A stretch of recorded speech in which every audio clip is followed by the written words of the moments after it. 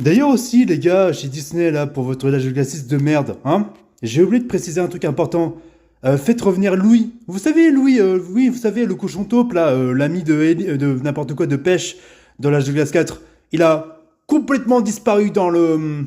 il a complètement disparu dans le cinquième film. On sait pas où il est, personne ne l'évoque, tout le monde s'en bat les couilles. Pardon, alors que c'était littéralement le pote de Pêche à la base, presque comme des petits amis. Et genre, il a tout fait pour être avec Pêche, alors que Pêche, dans le 4, il l'envoyait balader. Elle l'envoyait balader. Mais que finalement, je rappelle que c'est en partie grâce à lui, à Louis, qui sauve la situation face aux méchants pirates là, dans le 4, là, justement. Où justement, il est sous la glace et qu'il sort de la glace pour écraser le pied du méchant principal. Déjà de ça. Et là, il disparaît. Là, il disparaît sans aucune putain de raison.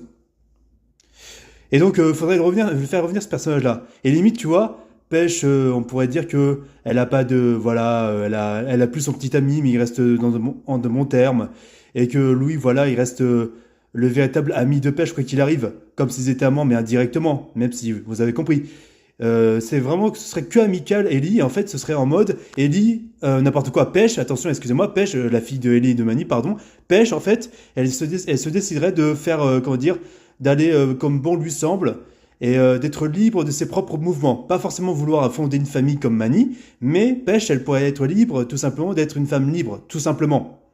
Pas forcément avec, comment dire, c'est ça. Pas forcément, comment dire, de manière wokiste ou je ne sais quoi. Non, pas du tout. Ce serait une femme libre qui aimerait vivre seule, qui serait pas malheureuse avec ça, mais qui resterait en bon terme avec, son petit ami du cinquième, avec aussi avec lui, tout ça, parce que c'est ce que voudrait Pêche. Elle sentirait comme ça les choses, et puis c'est tout. Et ne me parlez pas de wokisme asexué, je sais pas quoi, non, non. C'est juste une femme libre qui fait qui aime être seule, qui aime faire ce qu'elle veut de sa vie, tout simplement, qui est libre de faire ce qu'elle veut de sa vie. C'est ça, en fait, le message.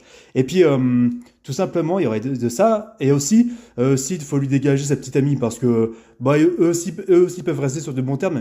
Mais le truc de base de Sid, c'est que, à la base, c'est que Sid, tout simplement, il est le fondateur de la Horde, de la famille L'Âge de Glace.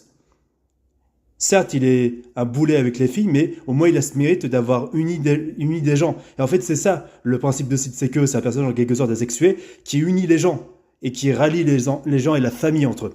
Tout simplement, malgré leurs différences et malgré leurs différents parcours. C'est ça le personnage de Sid. C'est pas genre on va lui donner une copine, parce que ça casse complètement tout le personnage de base. Deuxième partie maintenant.